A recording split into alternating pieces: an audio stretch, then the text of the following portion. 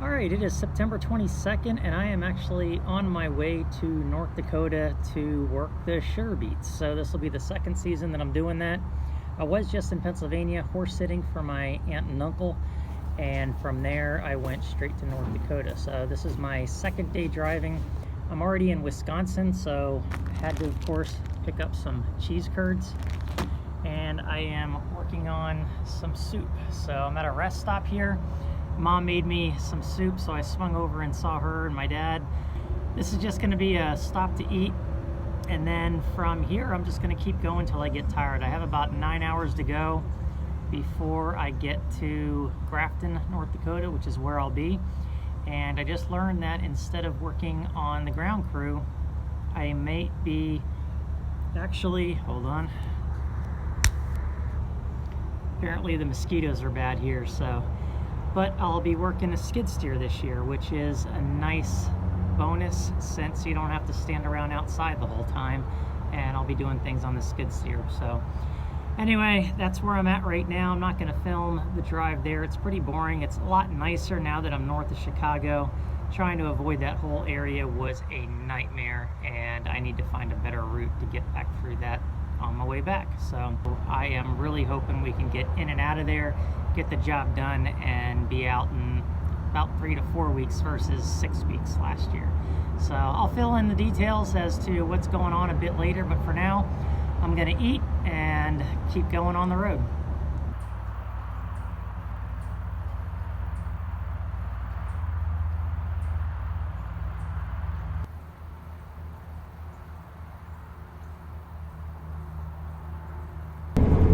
Alright, it is Wednesday, September 23rd, and it is a beautiful day here in Minnesota. I just passed Minneapolis, St. Paul, and I have about 4 hours to go. So the leaves are already starting to change here, and it is amazing. It is absolutely beautiful. So while I was at a rest stop, to kind of reorganize before I got to the campground, decided to take a walk around, and there's a lake on the other side. So I decided to launch my drone, and here's some of that footage. In this particular case, that is the last footage you are going to see with that drone. It decided to go for a swim. All right, so here I am. I've got an end spot, and it's kind of nice because I won't have somebody on both sides of me. I know we're gonna end up filling those two spots probably within the next day or two. But last year I was over on the other side there, and I would always have to run to this side of the campground to use the shower and the bathroom, which is on the other side of the pop-ups there. So it's nice that I'm close, but not too close to the bathrooms. But you can see the trees are already starting to change color. That is really pretty, and it's going to continue to be like that for the next couple of weeks, I would imagine. So I just got done talking with one of the workers that I worked with last year. Should be a pretty good season, we're hoping so. The weather looks promising, but you never know, things can always change. But for now, I just got set up in the back of the Jeep. I'm gonna crawl in and get something to eat and probably edit a video and chill out for the rest of the night.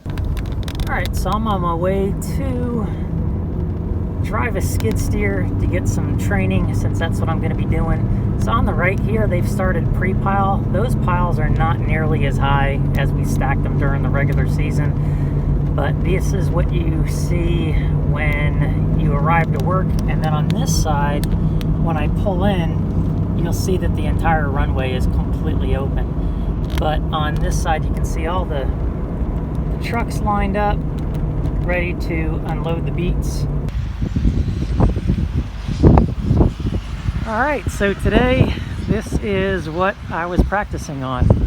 So the one that I'm going to operate at another station is going to have wheels. It's not going to have the tracks, but this is what was available today to practice. So today was my first day of training, and I got to drive around for a couple of hours on my own, just moving that dirt pile over there, running up and down the track over here, and just turning around, trying different things, trying the different functions, and just getting used to the thing. So I think I've got it down, but the flow needs to get a lot better, like picking up the bucket while I'm moving, dumping while I'm moving, things of that nature. but I'll get there. I used to drive a forklift in a former life for a long time, so I imagine by the end of this will be a part of me like the forklift was when you're operating it. Anybody that's operated equipment like this kind of knows what I'm talking about.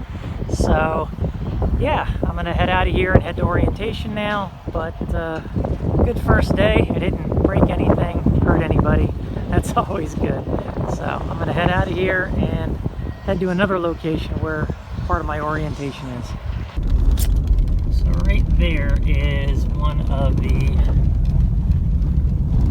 sugar beet harvesting areas. So that's where they're processing the sugar beets that we are piling this season. So I'm actually here because I have to do ground orientation and get that out of the way before we can actually start. So while I'm doing yard training and we're getting the orientation for how to work the piler and all that stuff, you got to go through that every year. We actually look at a piler to do all that, and this particular one happens to be inside. Sometimes the piles are inside, sometimes they're outside. This one happens to be inside, so the air vents, they don't use duct work, they have air vents right in the concrete. So while we're standing and getting our orientation, my keys fall off my pants and straight down into one of these vents. So now I'm on my way back through this warehouse with an extension with a magnet to get my keys out. Luckily, I don't think they fell too far down. I already took a look, but yeah, just dumb little things, man. I tell you, they're the worst. So I put this sugar beet here so that I can see where it's at, and right down there you can see it.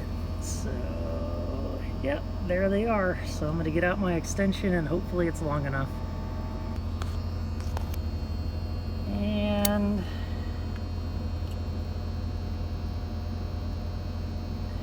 just need to get them. Keeps attaching itself to the sides. There they are. So kind of lucky it wasn't a lot deeper. Would have got them out one way or the other, but now I can finally get out of here. So there is a good example of how they get the beets out of the ground. So they actually have to cut the tops off because they don't want the leafy part to go into the truck and into the pile. So the leafy part is cut off first, and then the tractor pulls the beets and deposits them into the truck. When it's really muddy, they have to have another tractor pull the truck by a tow hook to get it through the field because the truck just can't do it on its own. So now that truck's done, the other truck will pull up and the cycle continues for what seems like forever.